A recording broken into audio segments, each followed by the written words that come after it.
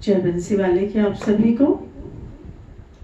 बोलिए बाके बिहारी लाल की जय, बोलिए बंसी वाले की जय। जय जय श्री राधे, जय जय श्री राधे, जय जय श्री राधे।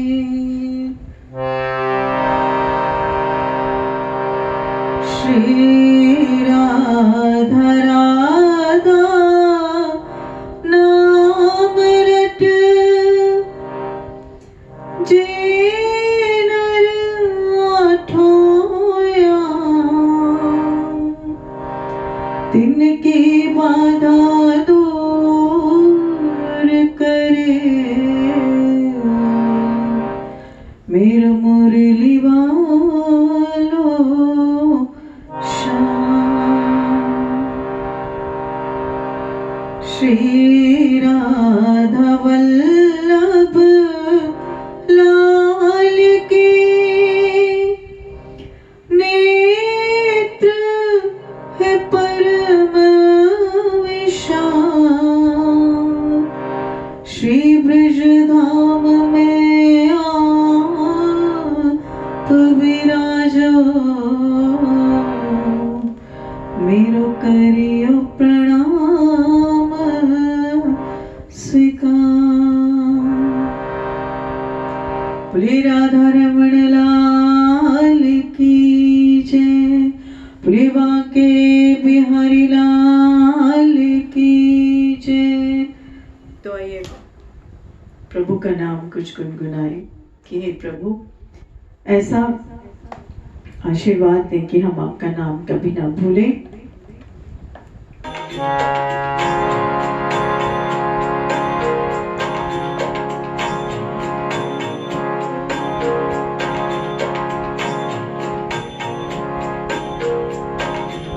भूलूं कभी ना मैं नाम तेरा, भूलूं कभी ना मैं नाम तेरा, गोविंद दामोदर माधवेति, गोविंद दामोदर माधवेति, हे कृष्ण हे यादव हे सखेति।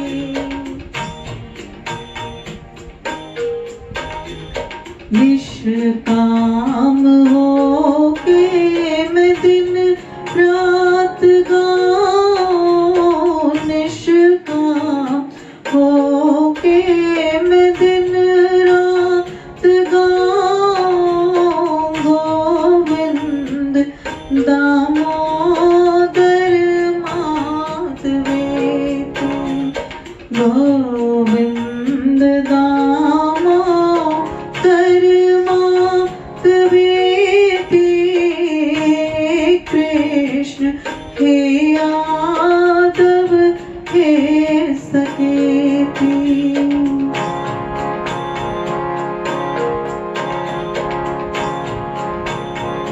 माता यशोदा हरि को जगावे, माता यशोदा हरि को जगावे, जागो मुरारी उठो नेत्र खोलो, द्वार खड़े गोप बुला रहे हैं, गोविंद दामोदर माधवेति, गोविंद दामोदर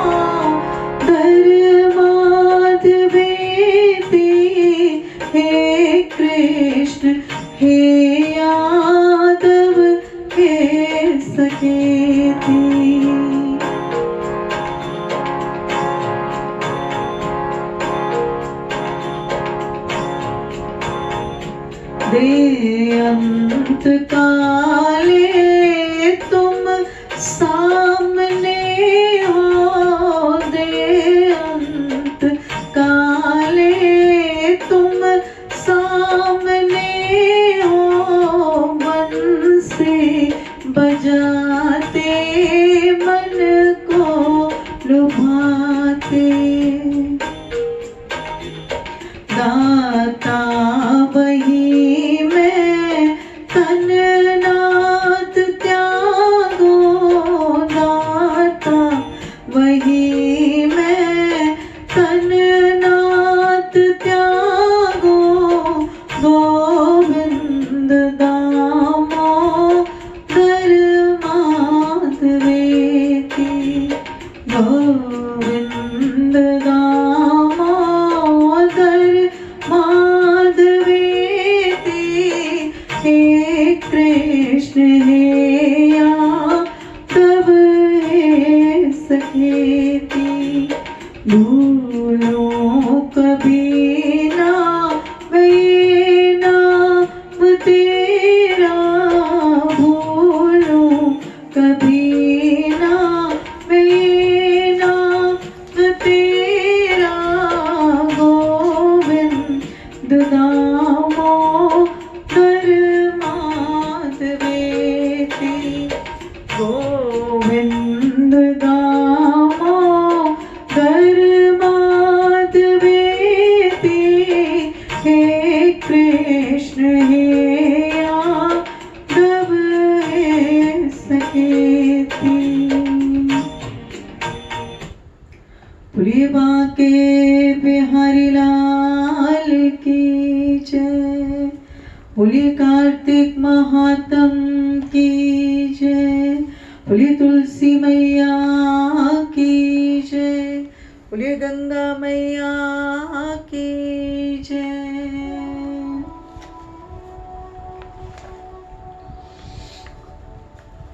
तो कल की कथा जो हमने कही कि भगवान विष्णु वृंदा के शोक में उनकी चिता की राख पर लौटते जा रहे थे, और तीनों देवियों के बीज देने के पश्चात वहां पर 3 तरह के वृक्ष बने, आंवले का, तुलसी का और मालती का। तो आज आगे 10वां अध्याय कि राजा पृथु कहने लगे, हे महामुने, आपने कार्तिक मास में विष्णु भगवान की पूजा का महात्म्य सुनाया। इस मास में यदि अन्य किसी देवता का पूजन या व्रत होता हो तो वह भी कहिए। तब नारद जी बोले, हे राजन, अश्विनी शुक्ला पूर्णिमा को ब्रह्मा जी का व्रत, कार्तिक कृष्ण चतुर्थी को गणेश जी का तथा अष्टमी व अमावस्या को भी लक्ष्मी जी का व्रत किया जाता है। जो कुमारी कन्याएं कार्तिक मास में इस व्रत को करती हैं, उन्हें सुयोग्य पति मिलता है। तो नारद जी बोले, हे राजा पृथु, अब हम इस व्रत का एक इतिहास सुनाते हैं, ध्यान पूर्वक सुनो। भद्रावती नगरी में सुधर्मा नाम का एक राजा था। उसके रविदत्त, सुशर्मा, जय शर्मा और सुशोभन नाम वाले 4 पुत्र तथा वीरमती नाम की एक कन्या थी। सुधर्मा ने अपनी कन्या का विवाह देवव्रत के साथ कर दिया। वे दोनों प्रेम पूर्वक रहने लगे। एक दिन अचानक घर पर सर्प द्वारा काटे जाने से देवव्रत की मृत्यु हो गई। यह देख वीरमती जोर जोर से रोने चिल्लाने लगी। आवाज सुनकर उसके माता पिता, चारों भाई तथा पुरवासी भी वहां पर आ गए और देवव्रत को मरा हुआ देख समस्त नगर दुख सागर में डूब गया। उसी समय दुखों को दूर करने वाले पुलस्त्य मुनि भी वहां पर आ पहुंचे। राजा ने हाथ जोड़कर विनय पूर्वक उनसे पूछा, हे महात्मन, किस पाप कर्म के कारण मेरी यह कन्या विधवा हुई है? तब पुलस्त्य मुनि ने कहा कि हे राजन, कार्तिक मास में गणेश चतुर्थी का व्रत न करने के कारण यह कन्या वैधव्य को प्राप्त हुई है। फिर पुलस्त्य ऋषि कहने लगे कि एक समय में दैत्यों के नाश का उपाय खोजने के लिए ब्रह्मा, विष्णु, महेश तथा इंद्रादि देवता सब एकत्रित हुए। उस समय ब्रह्मा जी ने गणेश चतुर्थी का व्रत संपूर्ण दैत्यों का विनाश करने वाला है। तब सब देवताओं ने कार्तिक कृष्ण चतुर्थी का व्रत किया, जिससे दैत्यों पर विजय प्राप्त हुई। विजय के बाद समस्त देवताओं ने गणेश जी से कहा कि वर मांगो। तब गणेश जी ने कहा कि जो स्त्री कार्तिक कृष्ण चतुर्थी का व्रत करे उसका पति चिरजीवी हो, और जो ना करे वह विधवा हो। अतएव समस्त स्त्रियों को यह व्रत अवश्य करना चाहिए। पुलस्त्य मुनि ने कहा, हे राजन, तुम्हारी कन्या ने इस व्रत को नहीं किया था, इसी कारण वह विधवा हुई है। यदि अब भी वह इस व्रत को करे तो उसका मृत पति जीवित हो सकता है। इतना कहकर पुलस्त्य मुनि वहां से चले गए। तब राजा ने अपने जमाता का शरीर तेल में सुरक्षित रखवा दिया, और इसके बाद जब कार्तिक मास आया तो उसकी कन्या ने विधिवत व्रत करके उद्यापन में ब्राह्मणों को दान दक्षिणा देकर उन्हें संतुष्ट किया, जिसके प्रभाव से उस मृतक पति पुनः जीवित हो गया। नारद जी कहते हैं कि हे राजा पृथु, सौभाग्यवती स्त्रियों को अपने सुहाग की रक्षा तथा संतान प्राप्ति के लिए यह व्रत अवश्य करना चाहिए। एक समय की बात थी कि वेद व्यास जी नारद मुनि से पूछा, हे व्यास जी, सब आश्रमों में गृहस्थ आश्रम श्रेष्ठ क्यों माना गया है? तब व्यास जी ने कहा कि जैसे समस्त नदियां समुद्र में जाकर आश्रय पाती हैं और सब जीव माता का आश्रय पाकर जीवित रहते हैं, उसी प्रकार भिक्षुक, ब्रह्मचारी, सन्यासी, विद्यार्थी, गुरु पूजक तथा यात्री, ये 6 जीविका रहित होने पर भी गृहस्थों का ही आश्रय पाते हैं। हे नारद, इस संबंध में मैं तुम्हें एक पुरातन इतिहास सुनाता हूं। प्राचीन काल में उत्तानपाद राजा का उत्तम नाम का पुत्र अत्यंत बलवान तथा मदिरा पीने वाला था। राजा बनने पर उसने बहुला नाम वाली स्त्री से विवाह किया। राजा रानी दोनों स्नेह पूर्वक रहने लगे। एक दिन राजा ने वैश्य का नृत्य देखते हुए मदिरा पान किया और साथ ही अपनी स्त्री से मदिरा पीने का भी आग्रह किया, परंतु रानी ने उसका कहना नहीं माना। तब राजा ने क्रोधित होकर अपने सेवकों को निर्जन वन में रानी को छोड़ आने की आज्ञा दी।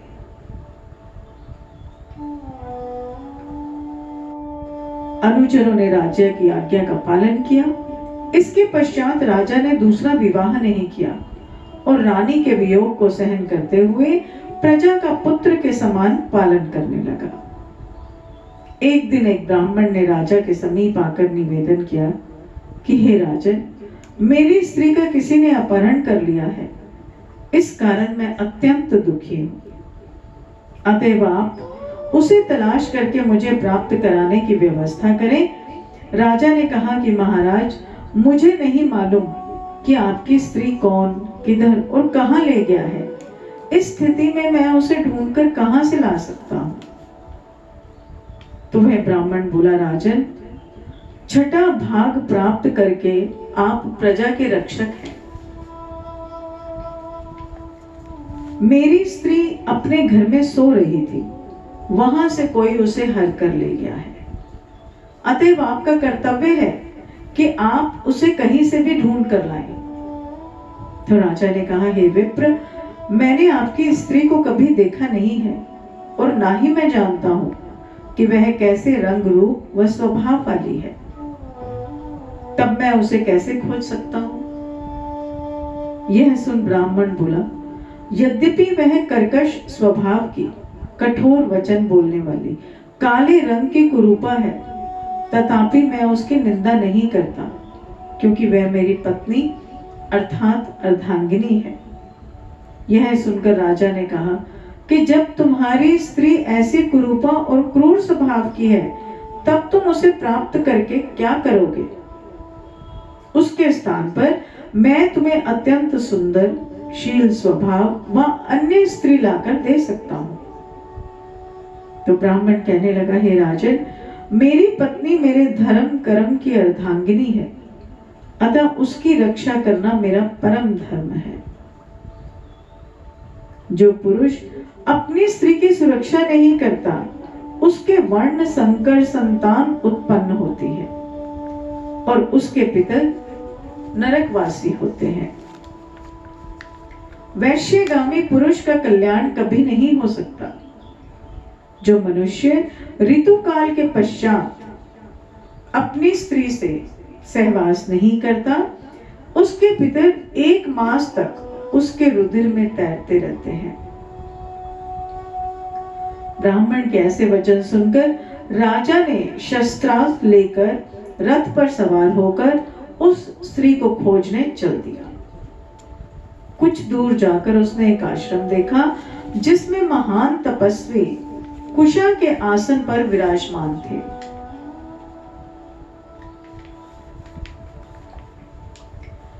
राजा को आश्रम में आया देखकर ऋषि ने उनका कोई आदर सत्कार नहीं किया और कहने लगे कि मैं जानता हूं कि तुम राजा उत्तानपाद के पुत्र हो, मगर यहां किस कारण आए हो? तो राजा ने कहा कि हे मुने, एक ब्राह्मण के घर से कोई उसकी स्त्री को हर कर ले गया है। मैं उसी की खोज में इधर आया हूं, मगर आपने ना तो अर्घ्य आदि और ना ही किसी प्रकार का आदर सत्कार किया। इसका क्या कारण है? तब ऋषि ने उत्तर दिया, हे राजन, तुम अर्घ योग्य होते हुए भी इस समय उसके पात्र नहीं हो, क्योंकि तुमने अपनी निरपराध स्त्री को वन में त्याग दिया है।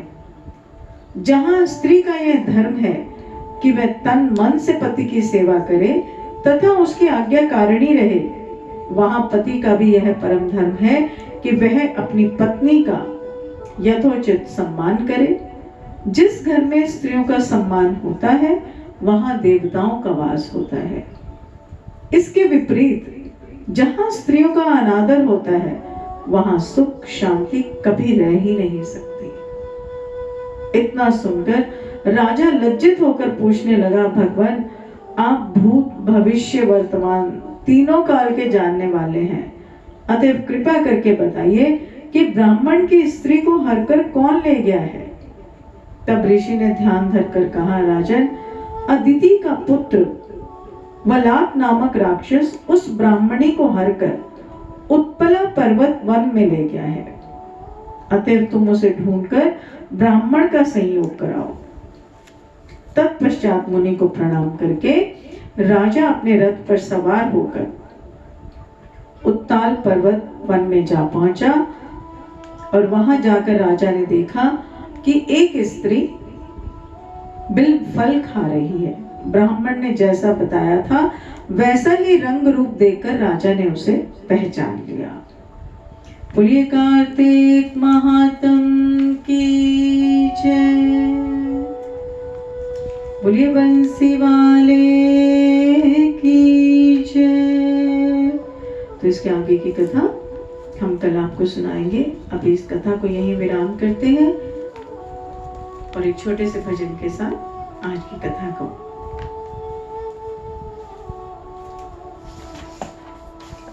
बोलिए बांके बिहारी लाल की जय।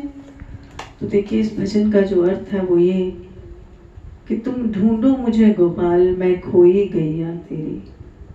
और इसका तात्पर्य क्या कि प्रभु, मुझे संसार में आए बहुत समय हो गया, अब तो सुध लो। बहुत से दुख सुख सभी मैंने देखे हैं, लेकिन आप अब मेरी सुध लीजिए कि आपने मुझे कहाँ छोड़ा है, कहाँ हूँ मैं, कुछ तो मेरा ध्यान धरे। तो ये छोटा सा भजन है, बहुत ही सुंदर।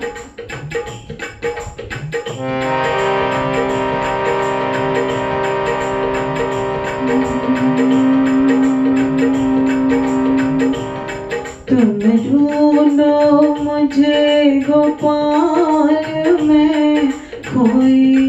गैया तेरी।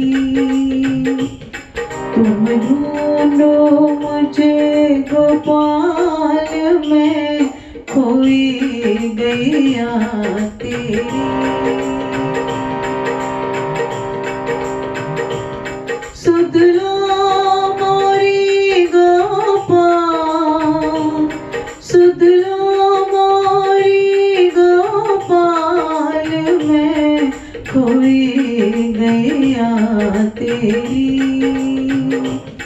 तुम ढूंढो मुझे गोपाल, मैं खोई गैया तेरी।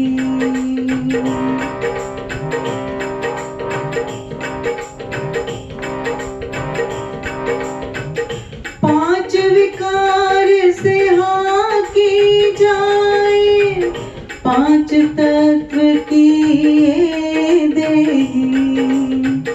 बरबस भटकी दूर कहीं मैं, चैन न पाऊं अब कहीं। ये कैसा माया जाल, मैं उलझी गैया तेरी। ये कैसा माया जाल, मैं उलझी गैया तेरी। सुध लो मोरी गोपाल, सुध लो मोरी गोपाल, मैं खोई गैया तेरी। तुम ढूंढो मुझे गोपाल, मैं खोई गैया तेरी।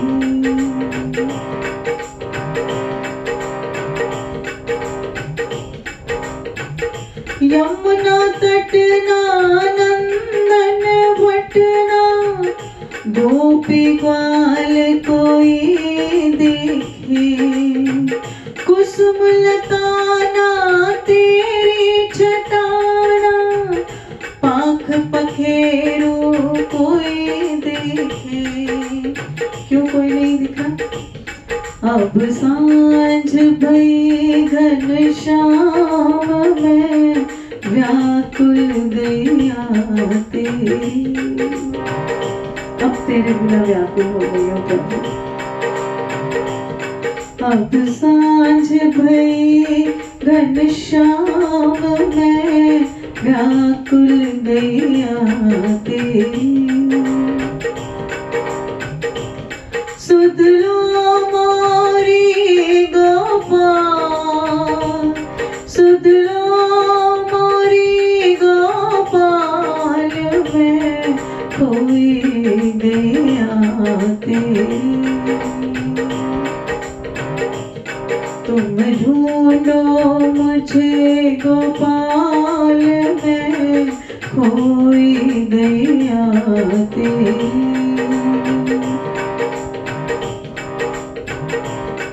कित पाओ तरवर की छैया, जित साजे कृष्ण कन्हैया। कित पाओ तरवर की छैया, जित साजे कृष्ण कन्हैया। मन का ताप शाप भटकन का, तुम ही हरो हर रास रचैया। अब खूब निहारूं बाट प्रभु जी, मैं गैया तेरी। अब खूब निहारूं बाट प्रभु जी, मैं गैया तेरी।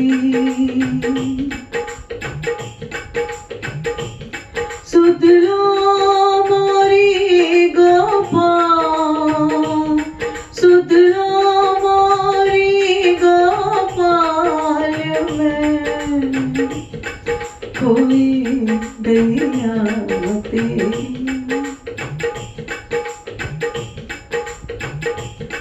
तुम ढूंढो मुझे गोपाल, मैं खोई गैया तेरी। सुतरो मोरी गोपाल, मैं भटकी गैया तेरी। तुम ढूंढो मुझे गोपाल, मैं खोई गैया तेरी। तुम ढूंढो मुझे गोपाल, मैं खोई गैया तेरी।